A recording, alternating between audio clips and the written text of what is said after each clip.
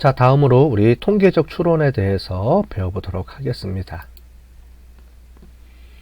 자, 우리 통계학이라는 거는 우리가 모집단의 값을 알고 싶어 하는데 모집단을 모르기 때문에 일부 표본을 이렇게 추출을 한다 그랬죠. 그리고 나서 결국 이 표본의 자료를 이용해서 모집단의 값을 추론한다 그랬습니다. 그죠? 자, 그래서 이거를 우리가 추리통계학이라고 얘기를 했고요. 다양한 방법들이 있습니다. 결국은 우리가 표본을 구하고 이 표본의 분포가 우리가 정규 분포를 띠게 되고 특히 정규 분포 중에서 우리가 표준 오차로 조정된 정규 분포 형태를 띠게 된다 그랬습니다. 그거를 이용해서 우리가 모집단의 값, 즉 모집단의 평균을 우리가 유추해낼 수 있다. 이렇게 설명을 드렸습니다. 자, 그래서 통계적 추론에는 여러 가지가 있는데 뭐가 있냐면 모집단의 가정에 따라서 우리가 모수통계, 비모수통계를 우리가 부를 수가 있습니다. 자, 우리가 구한 모집단으로부터 표본을 뽑아서 모집단의 표본의 분포가 정규 분포 형식을 띈다 그랬는데, 자, 이 정규 분포가 아닌 경우가 있습니다. 자, 그래서 정규 분포가 맞으면 모수통계 분석이라고 부르고요. 정규 분포가 아니게 되면 비모수통계 분석이라고 우리가 부릅니다. 자, 그래서 모집단의 가정이라고 했는데 모집단의 가정 또는 우리가 표본 분포의 가정이라고 보시면 되겠습니다. 결국은 우리는 표본 분포를 뽑아서 우리가 추론을 하기 때문에 표본 분포로 형성이 된다. 이렇게 보시면 되겠습니다. 자, 추론 목적에 따라서 우리가 보면 추정 방법과 가설 검정 방법이 있습니다. 어떤 것들이 차이가 있는지 보도록 할게요. 자, 결국은 우리 모집단으로부터 표본을 뽑아서 추론을 하게 되는데 추정과 가설 검정 방법이 있다. 이렇게 보시면 되겠고요. 자, 모집단의 통계에서 모수통계입니다. 모수통계에 모집단의 분포, 즉 또 표준 분포가 우리가 정규 분포라고 보통 가정을 한다 그랬습니다. 그죠? 우리 중심극한 정리에 의해서 n이 30개가 이상이면 정규 분포를 띈다라고 이미 얘기가 됐습니다. 그죠? 그래서 데이터 개수가 30개 이상 이렇게 뽑으면 되겠죠. 꼭 30개 이상이면 무조건 정규 분포냐? 그건 아닙니다. 네, 데이터 개수가 적은 경우에도 정규 분포를 띌 수가 있고요. 또 데이터가 많아도 정규 분포가 아닐 수가 있어요. 근데 대부분의 경우는 정규 분포로 우리가 형성이 된다. 이렇게 보시면 되겠습니다. 자, 그래서 우리가 분석할 때는 이 정규 분포인지 아닌지를 우리가 검증해 주는 방법이 있어요. 그런 방법을 이용을 해서 우리가 통계 분석할 때 모수 통계 분석으로 할지 비모수 통계 분석으로 할지를 결정을 해주게 됩니다. 자, 우리 대부분의 경우는 모수 통계 분석이고요. 여러분들이 일단 우리가 앞으로 배우는 통계 분석 기법들은 다 정규 분포를 가정한 모수 통계 분석으로 우리가 돌려주게 될 겁니다. 그래서 t-테스트, 아노바, 회귀 분석 이런 기법들은 다 모수 통계 분석 기법이다. 이렇게 이해를 하시면 되겠고요. 그래도 우리 비모수 통계 분석 기법도 우리가 알고 있어야 되기 때문에 비모수 통계 분석도 우리가 분석할 때 패키지에서 설명을 드리도록 하겠습니다. 비모수 통계 분석은 이런 가정이 필요 없어요. 분포가 어떤 건지 가정할 필요가 없어서 우리가 간단하게 쓸 수가 있습니다. 주로 데이터가 적을 경우에 정규 분포로 우리가 형성이 안 되는 경우가 많이 있기 때문에 데이터 개수가 적을 경우 또는 이상치가 많을 경우에 우리가 특별한 경우에 아웃라이어들이 많은 경우가 있습니다. 그럴 경우에 아웃라이어를 제거해서 쓸 수도 있지만 그냥 그 상태로 우리가 사용할 수도 있습니다. 뭐 척도가 순위 척도일 때도 사용한다고 하는데 일반적으로는 데이터 개수와 이상치에 따라서 우리가 사용하는 경우가 많이 있습니다.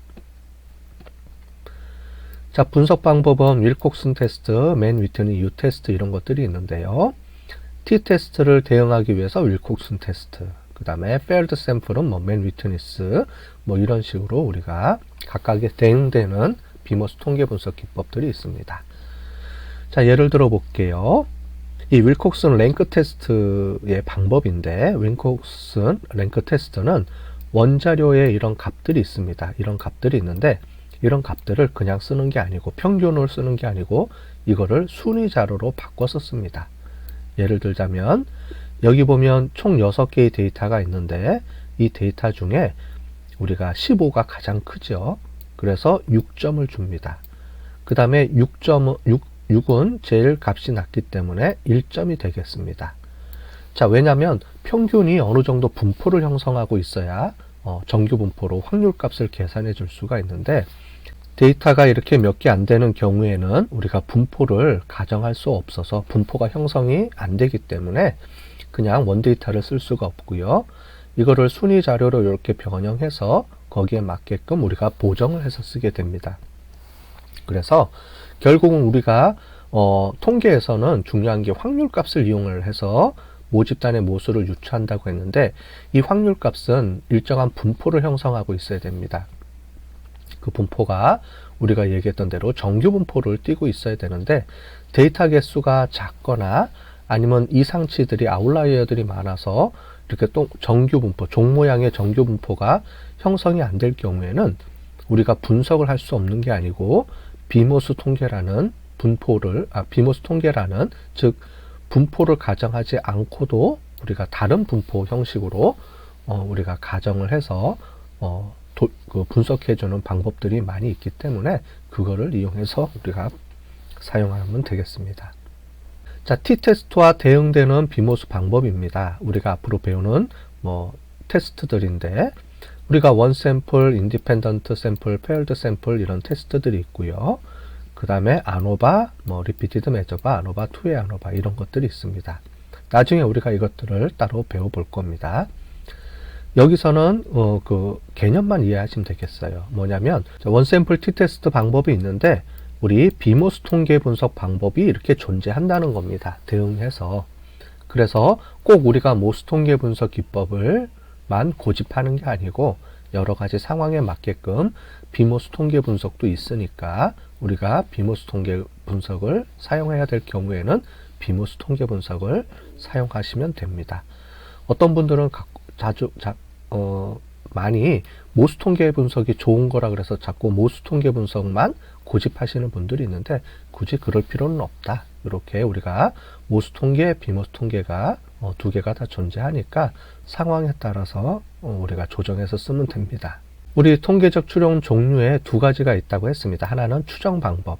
우리가 여태까지 배운 방법들이에요. 뭐냐면 모집단의 값이 얼마인지를 예측하기 위해서 우리가 모집단의 값을 예측하는데 우리가 모르니까 우리가 표본을 구해서 즉 표본의 평균과 표준 오차를 구해서 이 모수의 범위 즉 모집단의 값이 이 범위 안에 있을 거예요. 그런데 확률이 있다 그랬죠. 95%의 확률 값을 이용을 해서 우리가 값을 구해주는 겁니다. 자, 그렇게 해서 이렇게 우리가 구간이 나오는데 이런 구간을 우리가 신뢰 구간이라고 합니다. 가장 적을 때 값, 가장 많을 때의 값 이렇게 구하는 거죠. 자, 우리가 통계에 대한 기본 개념을 배울 때 주로 추정 방법에 대해서 우리가 설명을 해드렸는데요. 이제 뒤에 가서 하는 다양한 방법들은 우리가 문제가 가설 검증을 해서 풀어야 되는 문제들이 이제 많이 나오게 될 겁니다. 추정은 하나의 방법일 뿐이고요. 실제로 우리가 분석하는 통계 분석에서 사용하는 방법은 추정이라는 방법보다는 가설 검증을 더 많이 사용합니다. 자, 가설 검증은 모수는 얼마이다 이렇게 해서 맞는지 틀리는지를 검증하는 거예요. 자, 그런데 이런 방법들은 왜 쓰냐면 이렇게 우리가 봅니다. 남자의 키와 여자의 키가 차이가 있을까요? 없을까요? 이게 우리가 궁금한 거예요. 근데 추정 방법을 쓰면 남자의 키의 평균을 구해서 또 우리 구간 추정을 하고 또 여자의 키를 또 구해서 구간 추정을 해서 그게 서로 겹치는지 안 겹치는지 이렇게 복잡한 과정을 거칩니다. 자, 그런데 가설 검증은 그렇게 안 하고 딱 하나로 합니다. 뭐냐면 남자의 키의 평균과 여자의 키의 평균은 같다 또는 같지 않다. 두 가지를 딱 해서 남자의 키와 여자의 키가 같을 확률, 그 다음에 같지 않을 확률을 바로 우리가 구해서 검증을 해버리게 됩니다. 훨씬 더 우리가 빨리 편하게 우리가 할 수 있죠. 그래서 우리가 뒤에 다양한 문제들이 나올 텐데 뭐 차이 검정이라든가 관계 검정 이런 분석 기법들이 나오는데, 그래서 추정이라는 방법을 쓰지 않고 대부분의 통계 분석들은 거의 모든 통계 분석들이라고 할게요. 거의 모든 통계 분석들은 가설 검정을 주로 사용하게 됩니다. 자, 그래서 뭐 여러 가지 내용들을 우리가 배울 텐데, 이런 배우는 내용들은 뒤에 가서 구체적으로 또 설명을 드리도록 하겠습니다. 자, 추정 방법입니다. 추정 방법은 우리 점 추정과 우리 구간 추정이 있는데, 먼저 점 추정입니다. 점 추정은 우리가 모수가 가장 모수의 값이 얼마이다 라고 하나의 값으로 이렇게 설정을 해주는 겁니다. 자, 모수의 값이 얼마이다 라고 하면 우리가 실제로 딱 정확하게 그 값이 나오기가 어렵죠. 그래서 주로 점 추정보다는 우리가 구간 추정을 사용하게 됩니다. 자, 이렇게 추정하는 방법에는 여러 가지가 있습니다. 정률법이 있고요. 그래서 기대값을 이용을 하거나 최대 가능도 우도법, 우리 조건부 확률 할 때 이미 한번 설명을 해줬을 텐데, 이 조건부 가능 확률을 위해서 우리가 최대 가능한 값, 그래서 뭐가 어떤 값이 가장 높은지 이렇게 추정할 수도 있고요. 최소 제곱법, 회귀 분석에서 주로 사용할 수도 있습니다. 그래서 어떤 하나의 값을 추정을 하고요. 하나의 값을 추정해서 그냥 끝나는 게 아니고, 뒤에 가서 설명을 드리겠지만 그 하나의 값으로부터 추정을 해서 구간을 이렇게 우리가 도출하게 됩니다. 자, 결국은 우리가 구하고자 하는 이 모수를 구하는 겁니다. 그래서 평균, 비율, 분산, 표준 편차를 구하게 되고요. 이 모집단의 모수를 구하게 되는데, 이 모집단의 모수를 구하기 위해서 우리가 표본을 추출하게 되죠. 그러면 표본을 추출하게 되면 표본 분포가 형성이 됩니다. 그래서 표본 분포는 우리가 추정량이라는 개념으로 해서 우리가 하게 되죠. 평균은 모집단의 평균과 우리가 표집 분포에서 나온 평균은 똑같다고 했습니다. 그죠? 일치한다라고 우리 이전에 방금 전까지 우리가 설명을 했습니다. 그래서 이런 추정량이라는 개념으로 해서 우리가 선택을 찾게 되는데, 실제로 우리가 표본에서 구한 값은 추정값이라고 부릅니다. 그래서 이게 실제 값이죠. 결국 우리는 추정값을 이용을 해서 모집단의 값을 예측하는데, 실제로 모집단의 값은 표본 분포에 의해서 추정량이라고 우리가 같이 부르게 되기 때문에 이렇게 결국은 우리가 모집단의 표본 분포의 추정량을 구하면 결국 이거를 우리가 모집단의 모수다라고 우리가 알 수가 있습니다. 자, 이런 방법이 쓰여진다 이해하시면 되겠어요. 자, 우리 최대 가능도 우도법이라고 하는 게 있는데, 우리가 조건부 확률에서 잠깐 설명을 드렸는데 좀 더 구체적으로 설명을 또 드려볼게요. 이 방법은 우리가 그냥 기본적으로 간단하게만 설명드리고요. 이런 개념이 있다라고만 이해하시면 되겠습니다. 자, 우리가 결과가 주어졌을 때 어떤 속성값이 나올 확률을 최대 우도법이라고 합니다. 예를 들어 볼게요.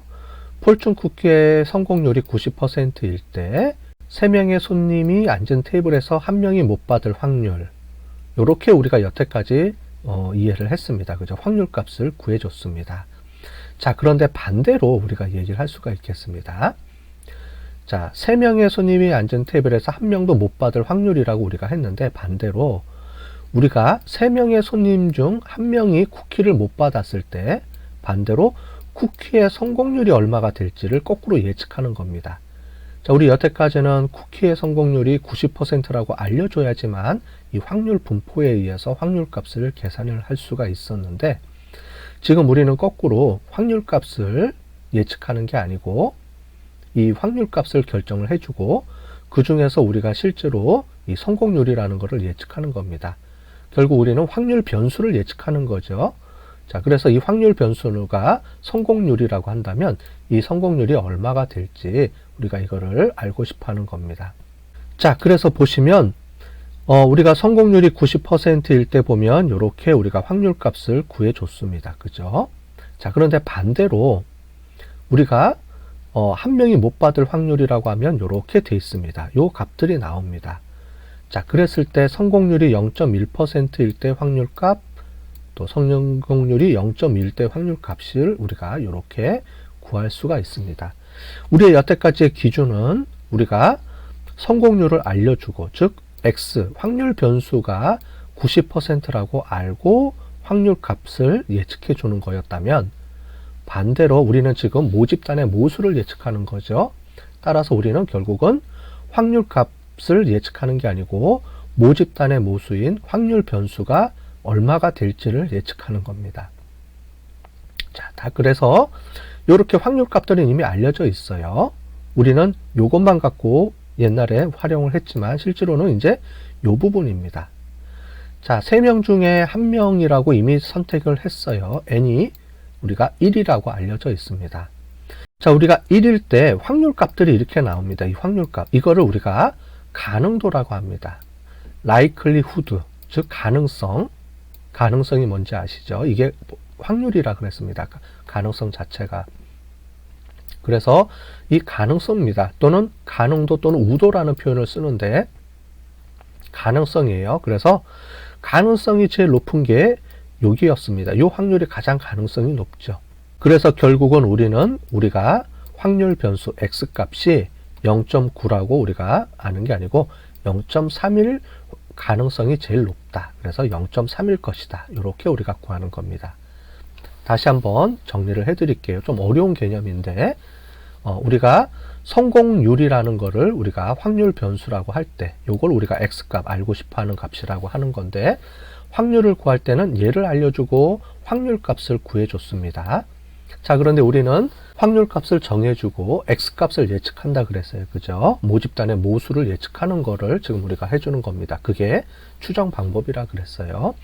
그래서 우리는 이렇게 정해주면 확률 값을 여기는 보여주지는 않지만 이 표에 의해서 가장, 그래서 여기 보면 맥시멈이라는 이름을 붙였습니다. 이 중에서 여러 가지 확률 값들이 있죠. 확률 변수가 0.1일 때 확률값, 0.2일 때 확률값들이 쭉 나오는데 이 중에서 가장 확률값이 높은 게 0.3이라고 우리가 알게 되니까 0.3일 확률값이 제일 높은 이 값이 결국은 우리가 알고 싶어하는 모수, 즉 성공률일 것이다 라고 우리가 예측을 하게 되는 겁니다. 자, 요런 게 최대 우도법이라는 개념만 이해하시고 이거는 주로 우리가 쓰지 않으니까 개념만 이해하시면 될 것 같아요. 자, 이런 개념을 이용해서 우리가 나이브 베이지안에서 확률값을 우리가 예측한다 그랬죠. 그래서 조건부 확률을 이용을 해서 확률값을 예측한다 그랬는데 자, 지금 보시는 것처럼 요런 식으로 최대 가능도, 여기 보면 최대 가능도가 뭐가 있어요? 요거죠. 그죠? 요렇게 돼 있습니다. 만약에 P의 요 부분이 색깔이 칠해져 있다 그러면 5일 확률과 6일 확률이 가장 높다. 그래서 이런 확률 값들을 계산해 주고 이 확률 값들을 총 64개를 모아서 그래서 이 숫자가 어떤 숫자다라고 우리가 예측해 주게 되는 그런 개념이에요. 자, 이런 것들을 우리가 이용할 때 가능도, 최대 가능도 이런 개념을 이용해서 우리가 풀어주게 됩니다. 자, 우리가 이제 추정을 했으면 어떤 하나의 값을 가지고 이 값이에요 라고 예측해 줄 수도 있지만 대부분의 경우는 우리가 모집단의 모수가 이 정도 범위 안에 있을 거예요. 우리가 정확하게 값을 예측을 못하죠. 그렇기 때문에 오차 범위를 또는 이거를 우리가 신뢰 구간이라고 하는데 신뢰 구간을 우리가 찾아주게 됩니다. 그래서 구간 추정을 이제 많이 쓰게 돼요. 그래서 점 추정보다는 구간 추정을 주로, 점 추정은 하나의 값을, 평균 값을 예측하고 그 값을 그대로 쓰기보다는 구간 추정을 이용해서 값의 범위를 정해주는 걸 쓰게 됩니다. 자, 신뢰 구간은 우리가 일반적으로 95%를 쓴다 그랬어요. 확률적으로. 그죠? 그래서 우리가 여태까지 배운 경험적 규칙에 의해서 평균으로부터 두 표준 편차 이내에 있는 거리가 우리가 확률값을 예측할 수 있다 그랬죠. 1.96이라는 값으로 확률값을 예측해 줄 수가 있습니다. 자, 신뢰 구간 90%의 의미는 뭐냐면 우리가 동일한 모집단에 대해서 동일한 방법으로 표본을 다시 뽑아서 신뢰 구간을 구성하게 되면 100번 중에 95번은 모수를 포함하고 있습니다 라는 개념입니다. 이게 좀 어려운 말인데 우리가 95%라는 게 모집단에 있을 그 확률값보다는 신뢰 구간으로 우리가 이해를 하시면 되겠어요. 자, 근데 어려우니까 우리가 그냥 여러분들이 일반적으로는 우리가 모수가 들어있을 확률 범위의 구간이다. 이렇게 이해를 하시면 되겠습니다. 자, 방법입니다. 모집단의 표준 편차를 알 경우에는 표준 정규 분포를 이렇게 쓰시면 되는데 우리가 모집단의 표준 편차를 모를 경우에는 분포가 스튜던트 T 분포로 이렇게 바뀝니다. 자, 그래서 T 값이라고 우리가 표시를 해줘요. 자, 다시 한번 정리를 해드리면 정규 분포가 있고요. 모집단의 분포가 정규 분포인데 모집단의 분포가 정규 분포에서 우리가 표본을 뽑게 되면 우리가 표본 분포는 표준 모집단의 샘플 개수만큼 우리가 구한 표본의 개수만큼 조정이 돼서 표준 오차로 이렇게 조정이 된다 그랬고요. 자, 그런데 모집단의 표준 편차를 우리가 아는 경우는 그냥 표준 편차, 우리가 알고 있는 표준 편차를 그냥 쓰면 되겠지만 실제로는 모집단의 표준 편차를 다 모릅니다. 우리가 알면 연구할 필요가 없겠죠. 그래서 대부분의 경우는 모집단의 표준 편차를 모릅니다. 자, 그러면 왜 여태까지 모집단의 표준 편차를 안다라고 우리가 계속 설명을 했느냐? 우리가 모집단의 표준 편차를 모른다고 하면 스튜던트 T 분포를 또 설명하고 개념이 복잡하기 때문에 일단은 통계학에서는 모집단의 표준 편차를 안다라고 가정을 하고 먼저 설명을 하고 그 다음에 우리가 실제로 사용하는 것을 뒤에서 설명을 해드리는 방법을 씁니다. 자, 그래서 먼저 설명을 드릴게요. 자, 스튜던트 T 분포입니다. 스튜던트 T 분포는 우리가 표본의 분포처럼 우리가 자유도, 즉 자유도라고 하는데 이 자유도의 개념은 결국은 우리가 표본의 개수입니다. 표본의 개수 마이너스 1을 해주는 이유는 이전에 이미 설명을 간단하게 드렸습니다. 이 자유도에 의해서 나눠집니다. 결국 자유도는 표본의 개수랑 똑같다는 표본의 개수를 의미하는 거기 때문에 결국은 이 T 분포는 표본의 개수에 따라서 분포의 모양이 이렇게 결정이 됩니다. 자, 우리 정규 분포에서 표본 분포 모양을 설명을 했는데 표본 분포에서 다시 우리 T 분포 형식으로 이렇게 조정이 된다. 이렇게 보시면 될 것 같아요. 그죠? 자, 그래서 똑같이 정규 분포 모양입니다. 자, T 분포표입니다. T 분포표는 우리가 표준 정규 분포랑 모양이 똑같이 이렇게 돼 있죠. 자, 그런데 조심해야 될 거는 T 분포는 위에서부터 계산하는 게 아니고 뒤에서부터 이렇게 계산을 해줍니다. 자, 이렇게 뒤에서부터 계산해주는 이유가 있거든요. 자, 뒤에 가서 우리가 T 분포를 이용한 T 테스트라든가 이런 분포를 설명할 때 나올 텐데 결국은 우리 유의 확률의 값을 가지고 우리가 기무가설을 채택하는 방법을 하기 때문에 뒤에서부터 이렇게 계산해 줍니다. 좀 헷갈리지 마시고요.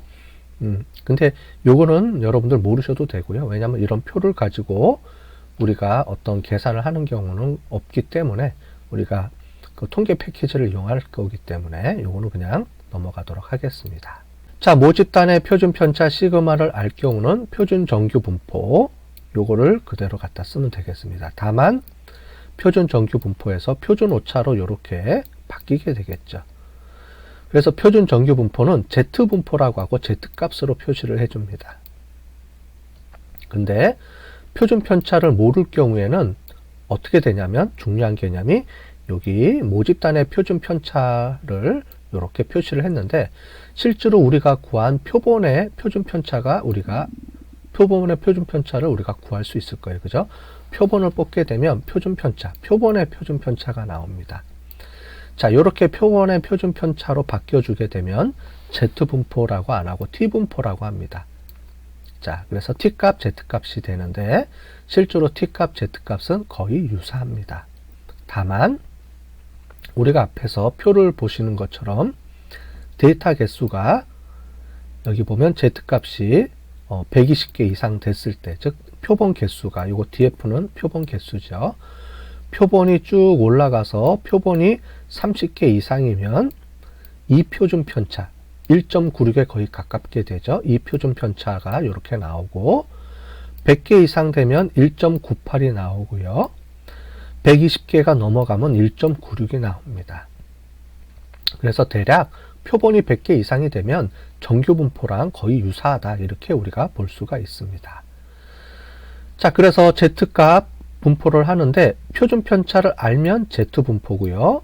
표준 편차를 모르고 우리 모집단의 표준 편차를 모르고 표본의 표준 편차를 쓰면 T분포다 이렇게 하는데 앞에 이 분포를 쓰는 경우는 거의 없습니다. 모집단을 모르기 때문에 요거는 거의 우리가 안 쓰이고요. 실제로는 요 값을 우리가 사용을 하게 됩니다. 자, 이렇게 사용하면 T분포라고 우리가 이름을 했죠. 물론 정규분포랑 거의 모양은 똑같지만은 조금 데이터 개수에 따라서 조정이 됩니다. 어쨌든 그 분포를 T분포라고 합니다. 그래서 이 T분포를 이용하는 분석 기법을 우리가 T테스트라고 해요. 뒤에 가서 우리가 다음부터 이제 설명을 드릴 겁니다. 자, 이 T분포를 이용해서 쓴다 라고 이해만 하시면 되겠습니다. 자, 우리가 예를 한번 들어보겠습니다. 표준 정규분포. 뭐 이런 경우는 없지만 우리가 한번 안다라고 가정을 해볼게요. H자동차에서 하이브리드 차량을 만들었습니다. 만들고요. 하이브리드 차량의 평균 연비는 정규분포를 따른다 라고 그냥 가정을 하는 겁니다. 그 다음에 표준 정규분포도 1.0 리터당 1.0km다 라고 알려져 있습니다. 자, 알려져 있다라고 우리가 가정하는 겁니다. 실제로는 이렇게 알려져 있지 않겠죠. 자, 알려져 있을 때 랜덤하게 표본 10개를 구해서 자동차 연비를 조사했더니 16km가 나왔습니다. 근데 이거는 우리가 실제 값은 아닙니다. 그죠? 실제 값은 요거는 표본의 평균이기 때문에 표본 평균으로부터 실제 값의 범위를 구해줘야 되겠죠.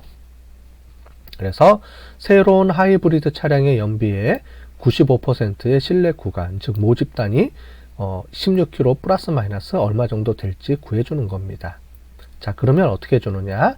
이렇게 나오죠. 평균은 우리가 구한 표본의 평균 16km에서 마이너스 요 거리만큼 플러스 요 거리만큼 있을 겁니다 라고 하는 거예요. 자, 그래서 우리가 표준 편차, 모집단의 표준 편차 우리가 시그마로 표시해 줬는데 안다라고 가정을 합니다. 안다라고 가정을 했을 때는 우리가 1.96 곱하기 우리가 요 루트 n분의 시그마 요 값을 그대로 써서 구해주게 됩니다. 그러면 요 범위 안에 있을 것이다. 모집단이 15km, 리터당 15km에서 16.62km 사이에 있을 것이다. 이렇게 우리가 예측할 수가 있습니다. 자, 이렇게 해서 이렇게 우리가 구해줄 수가 있고요. 95% 신뢰 범위니까 이렇게 Z값 우리가 구해줬죠. 자, 그런데 만약에 우리가 실제로 우리가 분석을 해보겠습니다. 실제로는 우리가 값을 모릅니다. 그죠? 그러면은 어떻게 하냐면 표본의 표준 편차를 그냥 씁니다. 자, 예를 들어 볼게요. 새로운 하이브리드 자동차 평균 연비를 측정하기 위해서 표본 100개를 추출했습니다. 자, 우리 정규분포랑 근사해야 되기 때문에 표본을 한 100개 정도 이상 추출해야 된다 그랬죠. 자, 추출해서 봤더니 평균이 16km가 나왔습니다. 자, 그런데 우리는 시그마를 모르죠. 당연히. 그래서 우리 표본으로 구한 표본 표준 편차 1.5km라고 나왔네요. 요거를 우리가 갖다가 쓰면 됩니다. 다만 우리가 요럴 때 쓸 때는 Z분포가 아닌 T분포를 이용하기 때문에 T분포의 값을 써야 됩니다. 그래서 1.96이 아니고 1.984가 나옵니다. 자, 여기서는 이렇게 우리가 알려주지만 실제로는 통계 패키지에서 자동으로 구해주기 때문에 여러분들은 굳이 알 필요는 없는데 우리가 계산하는 기법을 이해를 하기 위해서 이렇게 설명을 드립니다. 자, 요건 어디서 나왔느냐? 우리 앞에서 본 것처럼 요 통계 분석 기법 표에 의해서 우리가 구해줍니다. 여기 100개일 때 1.968 이렇게 나옵니다. 요 값을 갖다 쓰면 돼요. 그래서 이렇게 쓰면 표준 오차는 똑같이 루트 n분의 시그마니까 시그마가 아니고 표준 편차죠. 표본의 표준 편차니까 0.15가 나왔습니다. 그래서 요 값을 갖다 쓰면 되겠습니다. 1.984 걸음 표준 편차로 2걸음이 아니고 1.96인데 표준 정규 분포는 T분포이기 때문에 데이터 개수에 따라서 조금 미세하게 조정이 된다 그랬죠. 그래서 1.984만큼만 곱해줍니다. 자, 데이터 개수가 루트 100개니까 루트 100으로 그 다음에 표준 편차 1.5 해주면 이렇게 나오죠. 자, 그래서 이게 우리가 실제로는 예를 씁니다. 앞에 봤던 이 값은 우리가 모집단의 표준 편차를 알고 있다라고 하는데 이 경우는 거의 없습니다. 실제로는 이렇게 표본의 표준 편차를 우리가 알고 요 표준 편차를 우리가 알 수밖에 없기 때문에 요 값을 이렇게 쓰고요. t분포를 이용해서 쓴다라고 이해를 하시면 되겠고요. 우리가 이해를 좀 더 편하게 하기 위해서 z분포, 그 다음에 t분포 이런 개념 순서로 우리가 설명을 드렸다. 이렇게 이해를 하시면 되겠습니다. 그래서 표본의 분포를 보시면 이렇게 우리가 구해줄 수가 있습니다. 그죠? 자, 그 다음에 모비율 추정입니다. 모비율 추정. 우리가 평균이 아니고 비율을 가지고 우리가 추정해 줄 수도 있겠죠. 그죠? 여태까지 우리가 얘기한 것처럼 윤석열 후보의 득표율이 몇 % 될 것이냐. 그러면 우리가 비율로 우리가 나타내 주게 되죠. 자, 그렇게 비율로 나타내 줄 때는 우리가 이렇게 전체 데이터 개수 중에 그 데이터 개수, 그래서 이렇게 비율로 표시해 줍니다. 자, 비율로 표시해 줄 때는 이렇게 이런 식으로 표준 편차를 이렇게 구해 주게 돼요. n에 이런 요게 식이 있습니다. 이 식에 의해서 되는데 비율을 정규 분포로 나눠지면 이렇게 구해집니다. 이 말이 무슨 말이냐면 우리가 기본적으로는 비율도 윤석열 후보를 뽑을 거냐 안 뽑을 거냐 이렇게 해서 0과 1, 0과 1 이렇게 우리가 구해줄 수가 있어요. 그렇게 될 때는 바이너리라는 우리가 이항 분포로 정리를 해줄 수가 있습니다. 자, 이항 분포일 때는 데이터 n의 개수가 뭐 10개, 20개, 뭐 요 정도, 30개 안 되는 뭐 요 정도에서 우리가 할 때는 그냥 이항 분포로 사용할 수 있는데 우리가 데이터가 1000개다. 그러면은 이항 분포를 n이 1000개까지 계산해 주기가 어렵겠죠. 그럴 경우에는 이렇게 정규 분포 형식으로 조건을 해서 우리가 쓸 수가 있습니다. 다만 요게 있어요. 전체 데이터 n과 데이터 개수하고 우리가 구하는 파이, 그 비율 있죠. 비율이 5.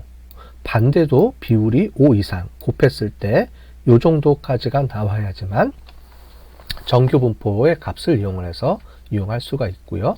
그렇지 않으면 우리가 이항 분포나 또는 포화성 분포를 쓰게 됩니다. 예를 들어 볼게요. 자, G텔레콤 고객 이탈률을 조사하기 위해서 500명의 고객을 샘플로 이탈 가능성을 조사를 했습니다. 자, 500명 중에 50명이 이탈할 것으로 체크를 해줬습니다. 조사를 했더니 50명이 나 이탈할 거야 이렇게 표시를 했다는 거죠. 자, 이렇게 표시를 했을 때 요 P의 값을 보면 n의 x니까 500분의 50 해서 0.1이 나옵니다. 그죠? 반대는 0.9죠. 자, 그런데 0.9보다는 0.1이 제일 낮으니까 얘를 기준으로 해서 곱해 볼게요. 그래서 50 곱하기 0.1하면 5 이상 나오죠. 그래서 이거는 이항 분포로 쓰지 않고 정규 분포를 이용을 해서 신뢰 구간을 구할 수 있다. 이렇게 우리가 예측할 수가 있습니다. 자, 요 식에다 그냥 집어넣으면 됩니다. 식에다 집어넣고요. Z값이니까 요 1.96을 넣어주면 되겠습니다. 그래서 1대 1.96 이렇게 계산을 해주면 자기와 1 마이너스 자기를 이렇게 곱해줘서 전체 데이터 n만큼 해주면은 요 값이 나옵니다. 그죠? 그래서 0.1일 때 플러스 마이너스 1.96 곱하기 표준 오차. 그래서 전체 데이터 개수 중에 자기의 비율, 그 다음에 1 마이너스 자기의 비율이니까 0.9가 되겠죠. 여기는 반대로. 이렇게 구해주면 요만큼 나옵니다. 그래서 실제로는 우리가 0.1이지만은 이탈률이 많이 나오면 0.126, 즉 12.6%까지 나올 수도 있고요. 적으면 0.74, 7.4%까지 나올 수가 있습니다. 요 안에 우리의 이탈률이 결정이 될 겁니다. 이렇게 우리가 예측할 수가 있습니다.